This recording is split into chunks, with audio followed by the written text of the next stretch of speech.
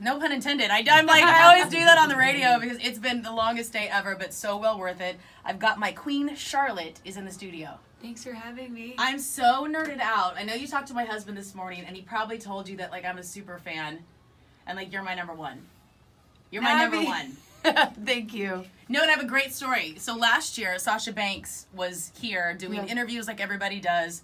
True story. So my husband was here at that time, and he interviewed Sasha, and they're done with their interview, and they're walking down the hallway, and I'm leaving here, going to get coffee, like, not caring about anything, and I see them walking towards me. And my husband says, "Oh, Sasha, this is my wife, Theresa. She's a big fan of Charlotte."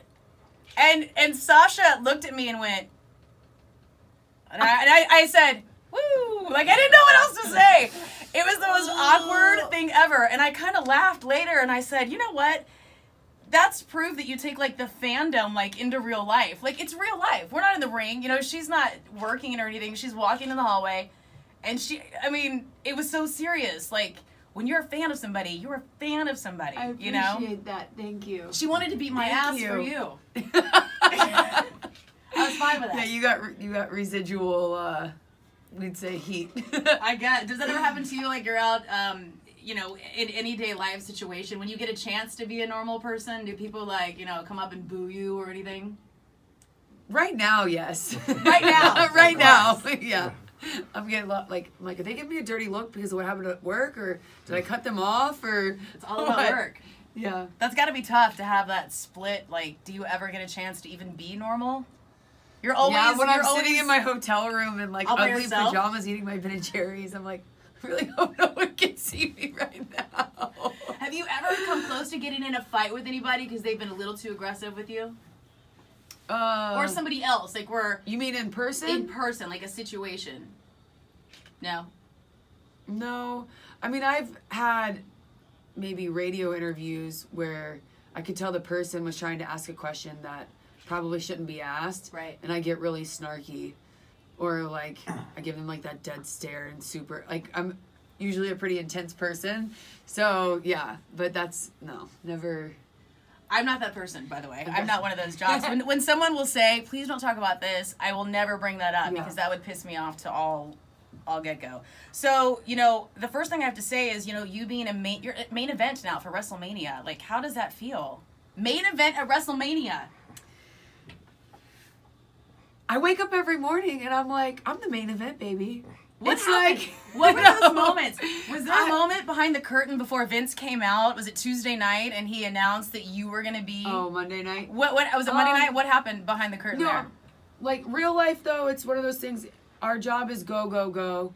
And I really try hard to sit there sometimes and just think, like, wow, like, it doesn't get any better than this, what the women are doing in the industry and where women's wrestling is going and what we mean to so many different people. But it's hard to. Like, it hasn't hit me yet because I can remember just debuting, like, 4 years ago and thinking, oh, my gosh, Sasha and I are main eventing Raw.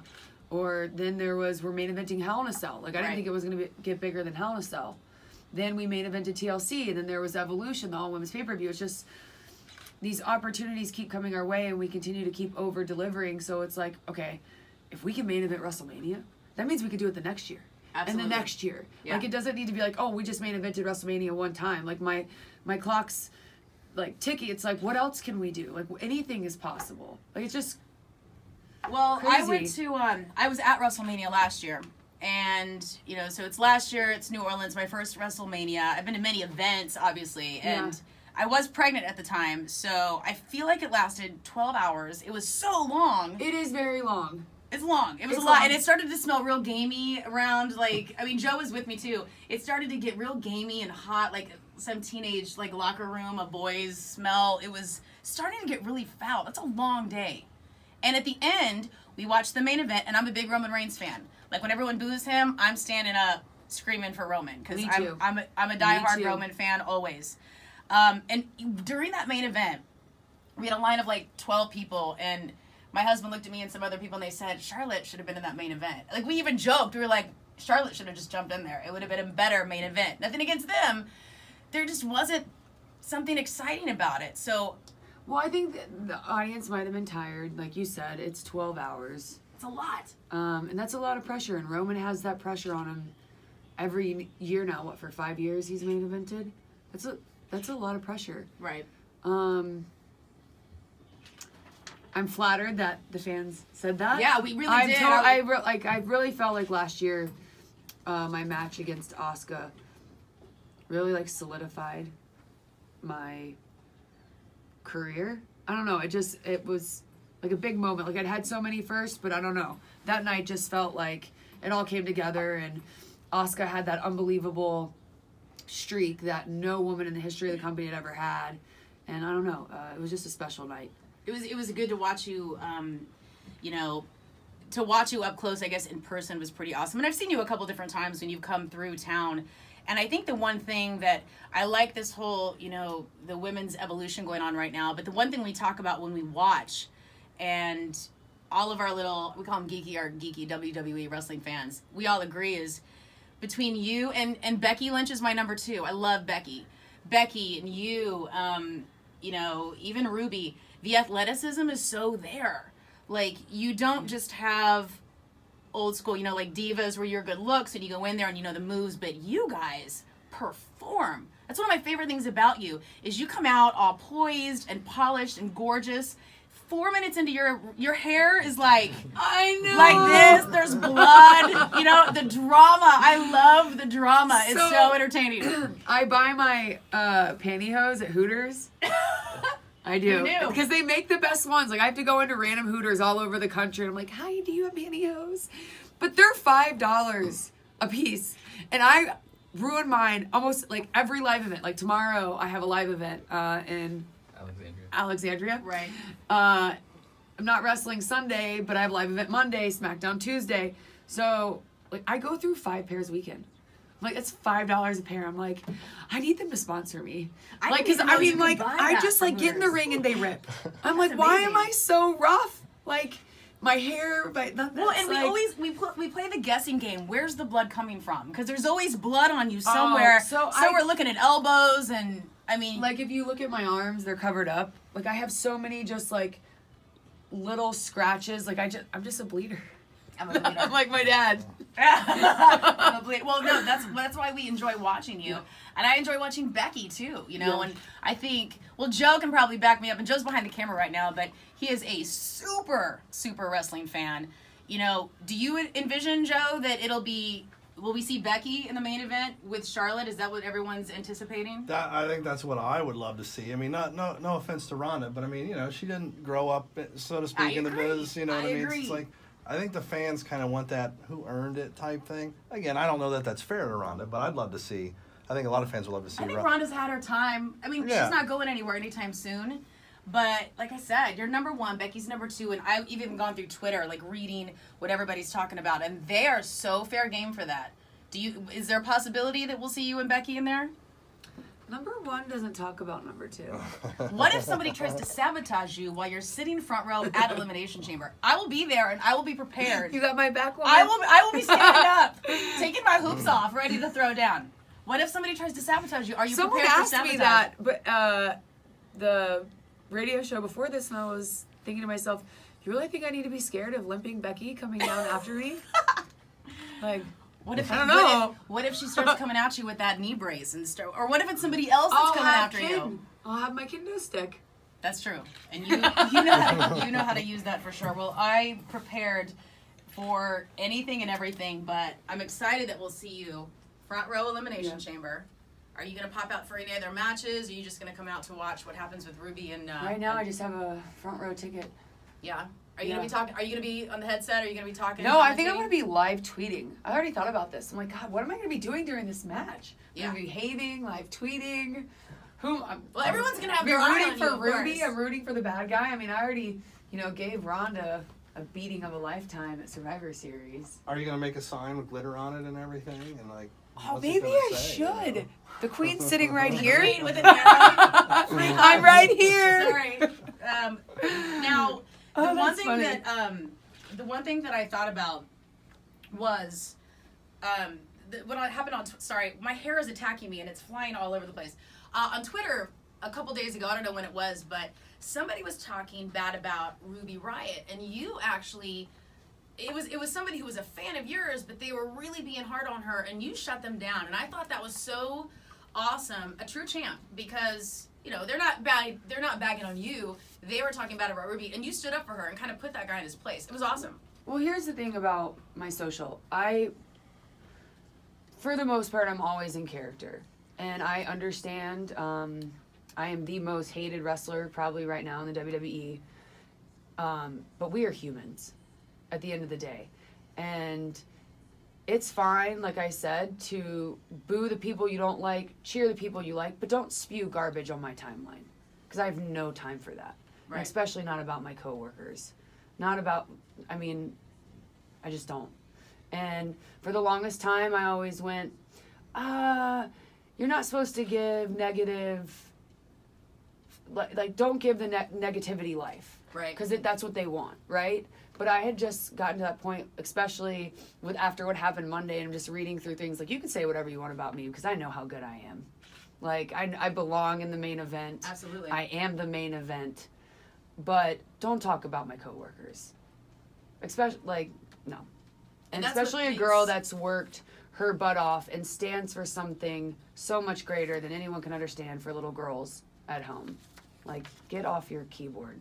Agreed, and I think that's what makes you such a role model, you know, besides being the most hated wrestler right now in WWE. You are a role model. You know, like I said, you have the athleticism, and you can tell how hard you've worked to get where you're at today. It wasn't just handed to you because of what your dad is. You, like, grind. I mean, we see the difference in your wrestling from when you debuted, you know. Yeah. You put how much effort, how many times do you go to the gym? How's your grind? Like, what do you do just to keep up with this? I'm like constantly thinking about it. One of the things, though, I did do is, like, I am obsessed with the gym. It's just part of my character, my look is, like, how much I'm trying to think of the word. Like, going to the gym is, like, part of the job. Right. Like, how much I invest in myself, I feel the audience can tell. But with my work, I felt like I was, even when I debuted, I still felt light years behind my coworkers. Like, when I was I still to this day go, God, I wish I could go back and redo my rivalry with Sasha, because I'm not the talent I am now, or that I was then, that I am now. I'm like, God, what the magic that we had then, imagine what we could do now. No, but it's just constantly watching my matches back, and then there's a few wrestlers that are kind of like my mentors that I'll go to and say, like, hey, like when I came to SmackDown, AJ Styles was someone who I went to every day. How can I get better? What about this? What about that? And then, you know, when they turned me into a good guy when I came to SmackDown, I had to relearn everything. And now that I'm back bad, I'm like, man, I know what my bad guy needs, and I know what my babyface needs. So, like, I'm going to be that much better. I don't know. The ones that never stop learning, I think, are the ones that you see over time continue to progress. And you have to evolve. Everything evolves. And if your character doesn't, if you don't, you fall off. I think that's why, other than me being the chosen one, I think that's why I've always maintained here, because I never stopped. Like, I might be stale, but you could still see growth. Absolutely. And speaking of growth, I had a couple people from Twitter that had some questions for you, and I thought this was kind of a good one. My question for Charlotte now is, now that the women are finally going to do a main event, do you see a woman's only brand anytime soon? So, it's not that I'm opposed to an all-women's brand, but I want to be on a show where there's men. I want you to wrestle John Cena or something. No, it's not intergender wrestling. It's just, I want to know that I'm going out there every night saying, like, follow this. Or I'm going to be the main event. Or I'm going to have the best match, knowing that men are on the card and women. It's like, it takes both. It's kind of like, can you imagine an all-male show without women? Like, it's not that I love the all-women's pay-per-view once a year. Right. But I don't want an all-women's show. No, and that's part of the joy of going to watch, even when you get to go to a live event, whether it's a Raw or a SmackDown or wherever you are, or any of these other great women wrestlers, is, I don't know how many times where we've had two men in the ring, and then the women come out and we're like, ooh, this is going to be a good match. And everyone puts their beers down and everyone gets back from to watch. Yeah. I feel like the women are really not overshadowing the men, but proving that, I mean, main event, but it's really cool to see. It's just that now people are looking at our matches and they're not just going, okay, these are two women. They're like, that's just a great match. Exactly. And then that's because like someone was like, oh, how does it feel to be better than the guys? I'm like, we're not better than the guys. It's just our storyline right now happens to be juicier. And like, I think it started with Becky and I in our rivalry. The friendship story, everyone understands. Right. So everyone can pick a side and get invested. And people had seen Becky's journey. People had seen my rise. And then whoever, whether you're booing me or cheering me, even though I was supposed to be the good guy, you still felt something. And that's what's continued to where we are now, going into the main event of Mania. Another question was, how do you balance being a top heel but also being a role model for people? Is it complex in some way? So that's what I'm working on right now, like this week, I'm going to seem arrogant, maybe to some who look into my social, but when it comes to things that are inappropriate, like I said, sticking up for Ruby, right. I won't tolerate it. Like, and if you think bold. I'm here because I'm Vince's favorite, then think that. Well, and I think that's strong because you don't have to let everybody else go down. You don't have to bash any of the other superstars. No. You're lifting them up, yet gonna kick their ass in the long run. And that's pretty strong. Yeah. That's pretty strong in my opinion. Well, it's the whole queen attitude, like be above it. Absolutely. And there's a way to do that without bringing others down. Like, I'm going to say I'm the best. I'm the main event. I'm Miss WrestleMania. But I'm not going to, like, I have to put you down to say that I'm Miss WrestleMania. Like, there's ways to go about it. If you could think in just the history of the WWE superstars, dead or alive, just off the top of your head, who do you think would make a great match? Like, who maybe never wrestled, guy, girl? I mean, just think about it. Like, me? For anybody, not you, but if you got to watch two superstars, dead, alive, anytime, what would make a great match for you that maybe you haven't seen or we haven't seen yet? I'd love to see AJ and Shawn Michaels. Mr. WrestleMania himself. Yeah. That'd be a great match. I feel like that'd be a pretty cool match. I kind of feel like AJ Styles, a little bit of, what he brings to it. Like, he's a little, like a little Spawn. I think that'd be a great match. That'd be a great sweaty match with a lot of furry chest. A lot of hair. A lot of fur. Before I let you go, because I know it's been a long day, since you're in a music, a radio station, we got to get a little taste of your music taste. Oh, I like everything. I really do. If you had a choice to go to two concerts, like one was Metallica, one was Drake, which one would you choose? That's kind of a tough question. That's kind of it depends on my mood and my date. Like, but I don't know. Let's see, who could I pick as your date to go to the show? No, like if I'm going with my girls, maybe Drake. If I'm going with a guy, Metallica. That's a good choice. What if you had Britney Spears or Celine Dion? I've been to both. Who's a better show? That's a stupid question. Celine Dion's got. I actually went the same year when Celine Dion did. What was it? 2009? 2010? Yeah. 2009. And then I went to the circus tour of Britney. They're so different. Like, Britney's so animated and the dancing, I could watch it the whole time. But Celine's like sitting there drinking the wine and you're like, my heart will. Yeah. Like, I want just whatever like that. Celine takes every day just to be like, oh, like she's so animated. Know. Lady Gaga or Cardi B? Just another little flavor of who you would choose. That's a super tough one. Lady Gaga or Cardi B with all her body parts just hanging out. Both actually would have their body parts hanging out. Oh my gosh. You can't, that's too close. I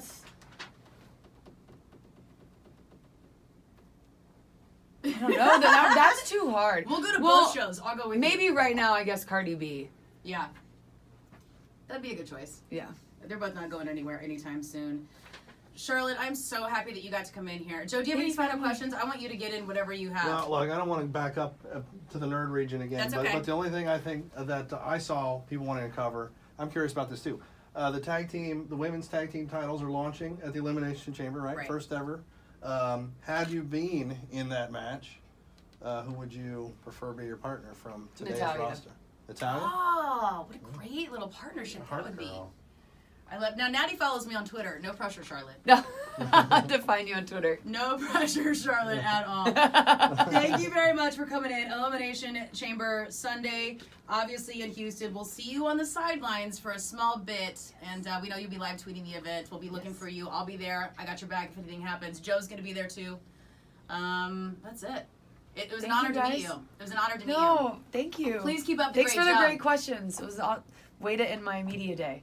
And that's all Really. I needed to hear. Bam. That was awesome. Thank you very much. Thank you.